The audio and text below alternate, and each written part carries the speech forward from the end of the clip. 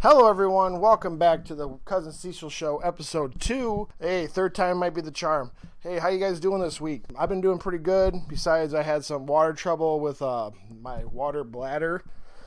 Consumers they had 2 blackouts around my house, which then made my bladder flood. Long story short, thank you, my fiance's uncle, to come over and help me just drain it, then fill it back up with pressure. But yeah, like I was trying to hit it right now. I had this episode recorded yesterday, and apparently there was a poltergeist in my house that made my fiance just scared because the laptop started playing the podcast out loud middle of the night, and it was also my fault because I didn't save the podcast. I was like, I'm just going to set it on the island. I'm going to get up and do some edits so I can set it on my podcast host and just set a time that it's going to release. Well, here I am back in the garage recording this motherfucker again. But yeah, besides that, my week's been pretty good. This week in particular for the CuzNCiseal Show, we're going to be talking about Comic-Con at home. So you a real nerd? I hope you're here and know that we're talking about real nerd stuff, not just gaming. We are going to talk a little bit about gaming. Obviously, I'm not going to talk about the Nintendo leaks of data. I don't want them to come cancel me. I'm too new. And also, it's just information. I don't really care. Besides, oh cool, they found Luigi data inside Mario 64. But anyway, we're going to start off the show like every episode is going to be, what was I playing this week? And obviously I pushed through some Ghost of Tsushima. I'm in Act 3 now, and I have to say it's still up there for crawling up to be my game of the year. But right now it's at a plateau. I really don't like how Act 3 is kind of compared to the other 2 acts. It feels more, all right, we're going to get some story stuff done, so we're going to make you feel like you should be just doing these missions right now to get the story back into the idea of like, all right, you can walk wherever you want. It doesn't feel that bad, but it just compared to the other 2 acts, it feels like forceful. But I'm still enjoying it. I'll keep you up to date probably next week if I finish it. I'm obviously going to probably platinum it. But yeah, and also I jumped on to my Nintendo Switch to play Cuphead because seeing that Cuphead is now on PS4 gets me excited. I just didn't want to spend the extra $20 for it at the moment. But I'm really happy to know that the PlayStation family got Cuphead after all these years of Microsoft or can't remember the MR Studios saying, yeah, it ain't coming to PlayStation. Sorry. And then Jeff Keighley, the little angel, came down last week and said, hey, guess what? Surprise. It's here. Really looking forward to PlayStation guys to be able to play Cuphead. But the bigger fish to fry for this week is I also picked up the game Skater XL. Came out this week, and on a whim, I said, why not? I'm going to buy and see how it goes, because I got me to itch to, like, man, I want to play a skateboard game. And but I was looking forward to see what this new company could bring out for the skating games. I know Skater XL before getting it was going to be more of like the skate style of gaming, where the sense like you use your sticks to do tricks. But this one does a little different. They make the left stick your left foot, the right stick your right foot. And after the initial barrier of entry, it actually feels pretty good. The gameplay of it is nice. It's really well done. It makes me reminisce of being in high school with my friends and just actually skating in a parking lot, probably in front of Subway or a merchandise outlet, and just being hoodlums. But I do enjoy the sound. The soundtrack is mediocre. If you don't mind lo-fi dubstep not dubstep, but lo-fi beats from Getter, the Sudo guy, it's not bad. He does like 5 out of the 12 songs, so you can tell they're a little hurting for artists. But the biggest elephant in the room is the shell where the gameplay is from. The rest of the game is kind of dog shit. The interface is rough in the sense of you want to you want to customize your character. Okay, that takes a little bit to load up. And then if you wanted to go back, get a hat, go back to skating and jump back, there's a high chance you might crash the game over menus. And also on the console, there's only like 6 maps. 4 of them are the ones they created, and then 2 of them are on the community page. So if you don't know yet, you won't see the community page unless you knew that you had to press R1 through menus. It's frustrating, and there's so much potential, but right now I think it's kind of a little bit of a highway robbery that they're trying to offer it for $40. I got it physically, so I did get like the $7 change difference from Walmart. But just knowing it's $40, it even makes it like a worse score for me. If this game was $20, and also they don't even have multiplayer in the game, so you're just single player in a abandoned town or school. So it's just you. It's not like you can meet up with friends or even play like the classic game of horse, but skate. There's a lot of potential, but they just don't have it yet. The PC community though made their own mods to make a multiplayer. So the idea of if the community has to create the multiplayer patch for it, that's some bad sign for console, I believe. Because I have not heard yet from the SkaterX developers, oh yeah, we are working on multiplayer for console and also supporting like the multiplayer mod on PC. But yeah, if I had to put a score on it, it'd probably be a 5 out of 10. It's pretty mediocre. I wouldn't suggest anybody to buy it unless you can find it on like I said, $20. If there was news that said multiplayer's coming and it's very soon, I would maybe tell you guys find it on a deal of like, $30, 25. But I wouldn't buy it above 20 if they're not going to fix it. And also, I ain't gonna listen to Chalfie ever again. Just kidding. And that was all what I was playing this week. Now buckle up. We're obviously going to do some, like I said, some heavy duty nerd stuff. Well, before I even get into the highlights, I just want you guys to understand we're obviously talking about at first the comics of Marvel and DC and their summer events. A summer event is usually their big crossover of the year, which does ripple effects into respectable universes. This year's crossover is an Avenger Fantastic Four crossover called Empyre, Empyre. And then we're also going to be talking about a little bit because apparently DC did do panels, but they were really quiet on information because August 22nd is going to be the DC Superdome, where they're going to be announcing, also probably doing more information about even like the DC Universe app, probably HBO Max information, and all that fun jazz. I want to just get into Marvel. And Marvel also, before we get into Empyre, just so you know, I'm going to be talking about the 3 pillars of Marvel, which is like the Avengers side of the universe, the X-Men side of the universe, because X-Men currently think Avengers are petty and they really don't give a fuck what they're doing because they don't think they believe in or care about mutant problems either, affairs. So they kind of stick to their own. And we're also going to talk about the 3rd pillar of Marvel, which is Spider-Man. But back to the summer event, Empyre. Empyre is apparently, like I said, it's about 3 issues in right now. But it's an Avengers Fantastic Four event, which involves the Kree and the Skrulls, alien species. Kree and Skrulls are those aliens that are, if you've seen Captain Marvel, you should be pretty initiated on Skrulls and Kree as well. But also Guardians of the Galaxy, the bad guy is a Kree also. In this comic, because they usually are at war since God knows how long, but this Empyre involves them coming together under one flag with a new emperor of Emperor Hulkling. Hulkling is a young Avenger who has not been in the spotlight for a while, who is also Kree, like bloodline, so obviously it does make sense, but he's a young Avenger who came around 2005, and he's the fiance or boyfriend of Wiccan, which Wiccan is one of the children of Scarlet Witch.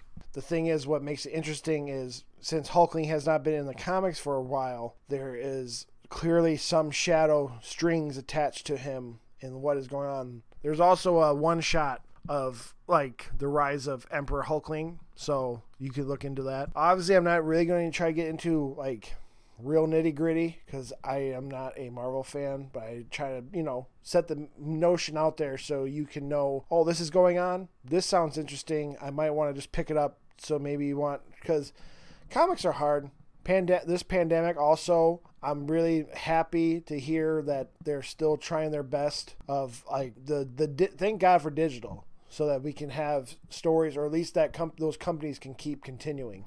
But yeah, at this Comic-Con at home, the Marvel announced like the ripples of Empire will bring out, like, at least for right now, they just announced it because it would be all spoilers if they didn't say anything, if they said everything. But they're going to make another single series of She-Hulk, which is going to be called the Immortal She-Hulk.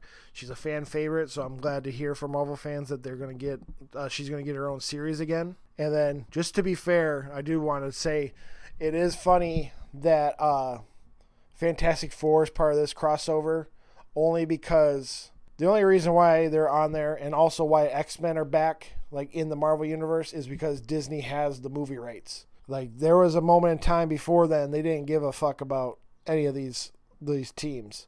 X-Men, they wiped out every minority mutant that's not like Wolverine in the universe until 2019. They did Birth of X to bring them back. So this is where, it's a cash grab for some of these characters to be in it to get us hyped up for movies, which, that's what the comics are for also. But on to X-Men event, which is going to be X of Swords. And the difference between X of Swords and Empire, so that we can see there is a little difference, of which I kind of dig the X-Men idea of this their event, because with Empire will have a pull list, which is the list of comics you need so you can get the full story. Empire will clearly have its own run of comics, so it'll be like Empire issue 1 through usually 8. And then there will be one-shots and two-shots, like how you said, like the Emperor Hulkling one-shot. And then there also will be, like, the Fantastic Four will have maybe 2 or 3 issues that are in the middle of the story in their own comic line, a Fantastic Four's comic line. The difference with the X of Swords is that every single issue of X-Men, and there's 6 current comics, which are X-Men, Excalibur, Wolverine, Marauders, X-Force, Cable, Hellions, they're all going to have a chapter of this whopping 22 chapter event, which starts in September. There will be 2 preludes that started all in September, but then each then you'll have to read the pull list. But if you're an X-Men reader that reads all the X-Men lists, you ain't gonna miss it, because it starts in Excalibur number 12 is the prelude, then X-Men issue 12 is then chapter 1, and then so on and so forth. And you just have to collect 22 books. You're like, well, 22 books, but no, I do enjoy that there ain't going to be no weird, like, they do have 3 issues coming out under X of Swords, and it'll be like one we call Creation, and then the other 2 have titles too. But I do like that it's just more, hey, pick up your issues. They're all going to be connected anyway.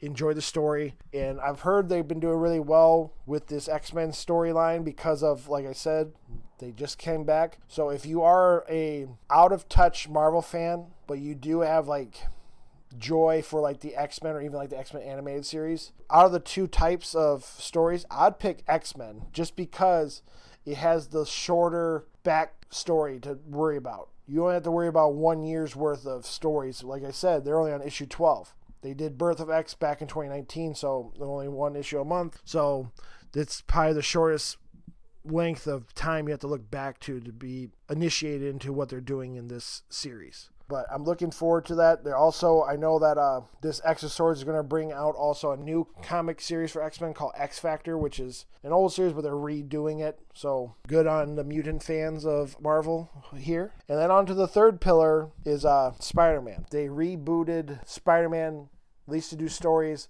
to back when he was in grad school. He's with Mary Jane Watson again. His professor's Kurt Connors, a.k.a. the Lizard. He's roommates with his best buddy.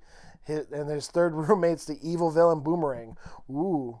Apparently, there's also this overshadowed villain that's new called Kindred with a Q. He is the reason why we're going to have a series event called Sin Rising, and where Kindred is going to resurrect villains. And he starts off with the Sin Eater, which is an old villain from back in the 80s. Apparently, judging by the panel they were talking about, so take it with a grain of salt, but they said Sin Eater was a really good character who doesn't get that much light, and he did a really good storyline with Spider-Man to have him deal with another loss in his life, which was a police officer who knew Spider-Man, blah, blah, blah. The thing that makes it all interesting is Spider-Man is about to cross the threshold of 850 issues. And at the 850 issue mark, apparently this will lead into the new arc that brings back Norman Osborn as the Green Goblin. Apparently he hasn't been the Green Goblin for a long while, because I remember when I was reading Marvel 5-6 years ago, Norman Osborn was just part of the MCU of running Hammer, trying to be the Dark Avengers and all that stuff. That was some good reading, but obviously he's back into the fray of being a villain, so looking forward to hear if that's good or bad. Another little one-shot stories of Marvel, they're bringing back Werewolf by Night, which is a werewolf comic book series from them, and they're going to have it written by Taboo from Black Eyed Peas. And they also, just so without spoiling, the person who's going to be the werewolf is this Native American Marvel character named Red Wolf. I'm looking forward to see how they portray that. We'll see how it goes. And also, for another one little note that was even before Comic-Con, Marvel announced that they have the rights to Alien and the Predator for comic series, and with them under the helm of, even if it was DC, they were doing, Dark Horse did good, and I'm looking forward to see how Marvel does it. I know Marvel can do whatever they want on comic book wise. They don't have to be so PG, but I think they also still worry about what Disney thinks of them. So I do wish Alien and Predator was back under Dark Horse, so they can be a little bit more gritty, dark, but we'll see how it goes. I'm not gonna blow it off right now. And now on to the DC side of comics. And like I said, they kept it kind of vague. They just talked about death metal, which I talked about in episode 1. There are going to be some reveals of who are these bad guys from different universes, because there's apparently a one of the Batman Who Laughs is Crows is going to be called the Robin King, because if you know the comic, when I say Crow, it's because it's a evil Robin. He calls them crows. But there's one called the Robin King, who is apparently a secret identity of who it is as a boy. So I don't even know who it is. But I hear from Scott Snyder, he is very crazy and dark and psychopathic. And how Scott Snyder described him, I'm looking forward to how crazy it is going to be. And then also with death metal, I'm more happy to hear they're going to do these one-shots again, like they did with Metal. And last year, or 2 years ago, Metal series, they did one-shots of all the Dark Knights. So the Batmans that came over from the Dark Multiverse, and they did a one-shot of hey, do you want to know about the Batman who became a Green Lantern in the Dark Universe?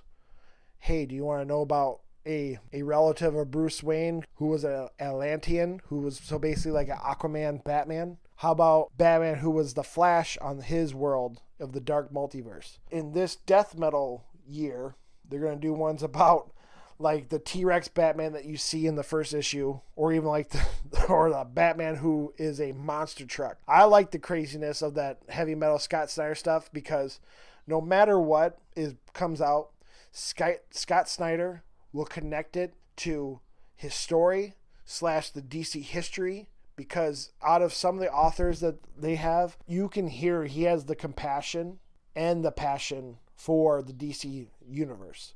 He's been running the Justice League series at the moment, and it's been really well done.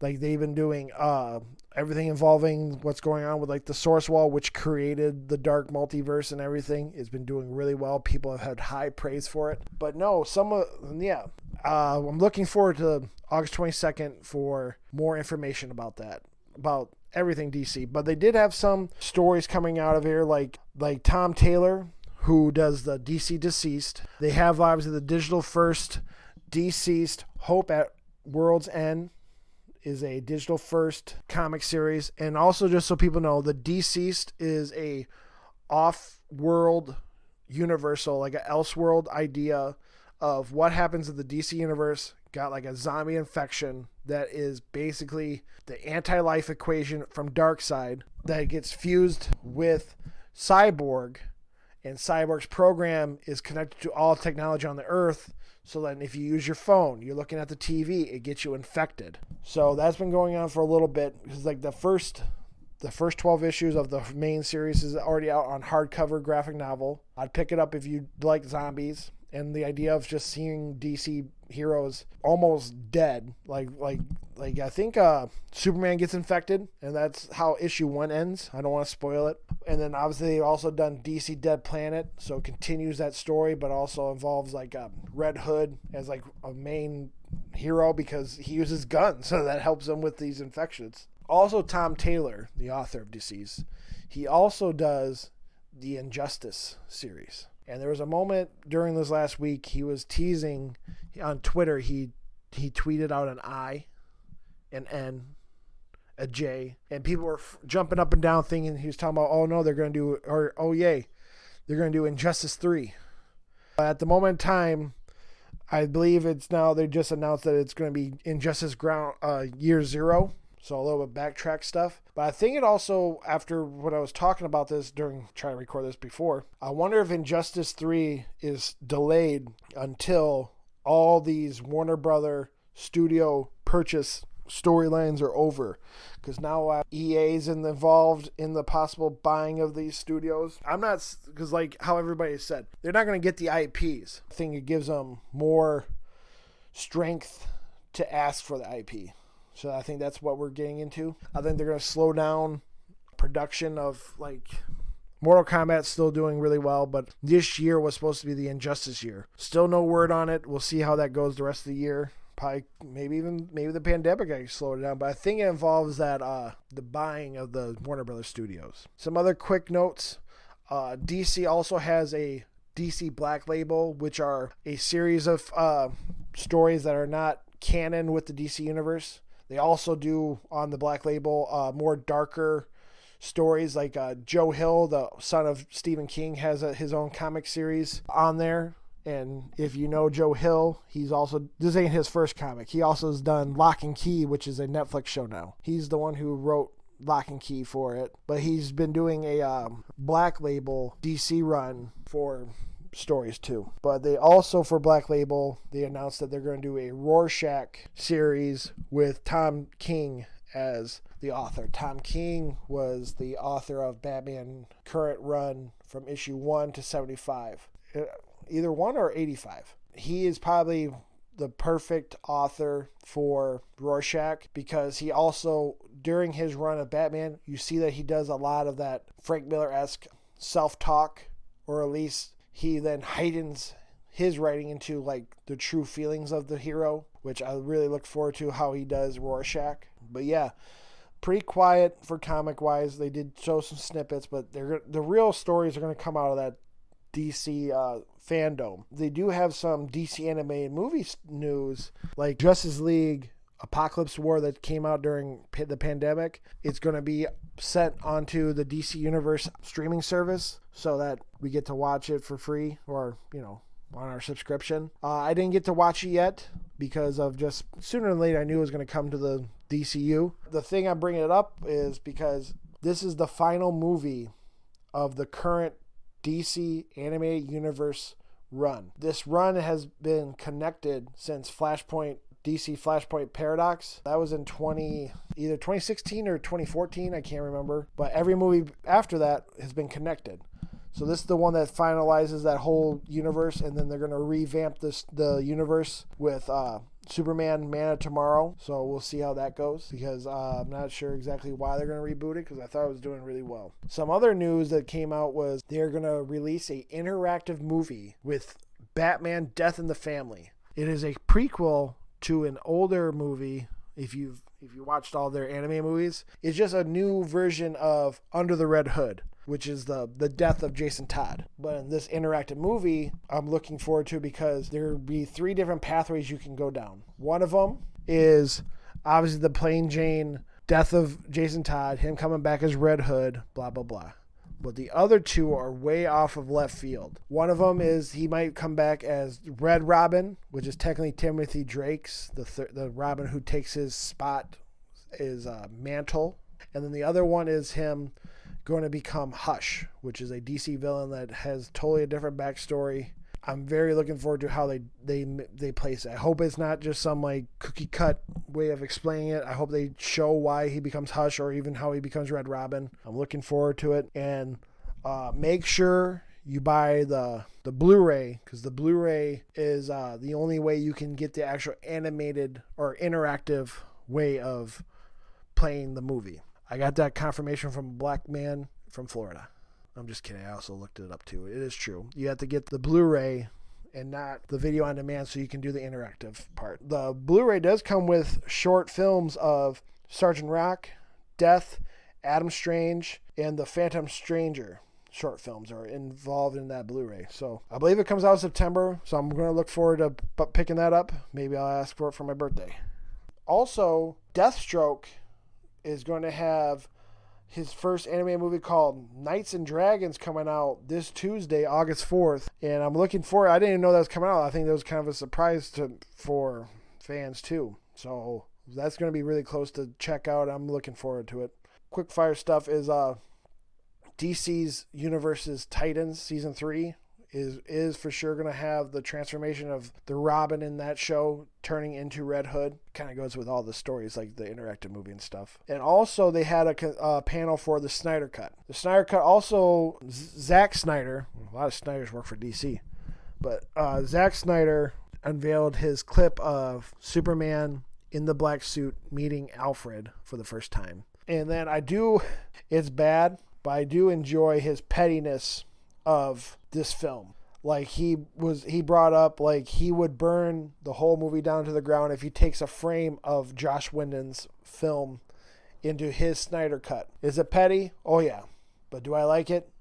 Hell yeah. He also said that during that Superdome he will announce if it's going to be a full-blown movie or a series for HBO Max. And in my opinion, I mean, I wouldn't mind I'm assuming maybe a 6-episode show, but honestly, I'd rather see like a 3.5 hour Zack Snyder cut, because how long can you really enjoy a 6-hour Justice League problem? I think the movie would be the best route. I hope he does it for the movie. And also he announced that there is a Green Lantern in his cut. That's more than like the one you saw in the actual movie that died during that war. But there is a Green Lantern. Onward from the Superdome, we're going to touch base back to Marvel film studio stuff. Well, more TV stuff. But they did have a new trailer for The New Mutants. This, if you don't know, this movie has been in limbo for maybe 3 to 4 years. It's a victim of the DC... or not DC, a victim of the Marvel, Disney, Fox blowout. They, for some reason, are really into wanting to put this out in theaters instead of just taking the chance on video on demand while we're all in this pandemic. I have a feeling people would buy it at $20 instead of trying to sneak us all into a movie right now to watch it, because it's not going to make any money. There's no way. There's no way they're going to make their money back without them just doing video on demand and just doing what has been going on during this pandemic. That's in my opinion. I just think it's shocking. Also, there was a snippet about Hulu Hellstorm, which is it's a supernatural show using the Marvel's version of a son of Satan named Hellstorm. He's a detective, kind of like Constantine from DC, but it's honestly just to get it out because it's an old contract deal before Kevin Feige became the head honcho for all Marvel film stuff. It was supposed to have some potential because it was supposed to involve even have episodes with the Ghost Rider from Agents of S.H.I.E.L.D. But I think they just kind of let it out to die so that they can continue on the other TV show ideas that are approved by Kevin, like the Moon Knight and other ones that were announced during like the Disney D23 stuff. But also, real quick, getting off the two big brothers, Marvel and DC, there's also another little set of comic news that I like about the Power Ranger comics. These Power Ranger comics have been doing really well under the radar because of they just have some really good writing. They had a pretty good event a couple years back called with the Beyond the Grid that involved like alternate universes, different Power Ranger sets, and also dealing with like the evil villain was a from the future Tommy Oliver that became Lord Draken, which is an evil guy that had it was a White Ranger but with the Green Ranger power armor. Really big Power Ranger nerd stuff. But they're going to do I guess it would be a revamp, that they're going to do just two comic series now. They went back down to 2 comic series. One of them is going to be Mighty Morphin. That's just the title, which is going to be about the plain 5 or 6 Rangers that we all know. The storyline involves there's going to be a new Green Ranger that is not Tommy Oliver, because Tommy Oliver is the White Ranger in this. But there's going to be, who is the Green Ranger? And apparently they hinted that this person has history with the Power Rangers. So I'm looking forward to see how they expand the universe in that comic-wise more than they did. And then the second series of the Power Rangers is called Power Rangers, which is involving, I think, a future set of Rangers called the Omega Rangers that have to work with that Lord Draken from the Battle of the Grid storyline. And people are really interested because obviously he's a really big baddie, and having to work with like the biggest baddie of the universe with the Omega Rangers. But that's just a small snippet. If you really look into it, really look up to those Power Ranger stuff. But other news coming out of this Comic-Con at home, clearly COVID has came and grabbed and spanked all the movies, because the only real trailer that came out of this was Guillermo del Toro's Antlers trailer. Very creepy looking. It looks interesting. I'm not 100% sure even know when it comes out. Look up Antlers. They obviously had a Rick and Morty season 5 first look panel. A Lovecraft Country panel. Looks good. Looks like a good show. It's for HBO. I'm looking forward to that. It's like, especially if I hear Lovecraft, I'm wanting to see some trippy stuff. There also was a Bill and Ted panel that still is confirming that it's still coming to video on demand later this year, the movie. And then obviously there possibly a Spawn documentary of Todd McFarlane and, owning the IP of Spawn for God knows how long. And I see that Star Trek is bringing out the big guns in the sense of look strong to the front of Star Wars with Disney. Star Trek obviously had a trailer for the season 3 of their CBS All Access show, which is coming off, I can't remember. But the 2 bigger pieces that I thought were interesting was they have like this Adult Swim-esque cartoon called Below Deck, Star Trek Below Deck, that's coming out. And it looks, like I said, it looks kind of like Adult Swimmy kind of humor. And then they also have a Nickelodeon cartoon called Star Trek Prodigy coming out. And I'm like, we'll see how that goes. I mean, try to catch some of the younger base fans to maybe become Star Trek Trekkies. But yeah, and then just also another big highlight of Comic-Con is the new statues or action figures that come out. And there's only 2 that caught my eye that I want to just express that I really enjoy. One of them is just like a Predator partial invisible statue, like him holding a skull. It just looked really, really nice. But the other one, it holds a special place in my heart, is this Teenage Mutant Ninja Turtle live concert toy statue from the 1990 of their concert showing.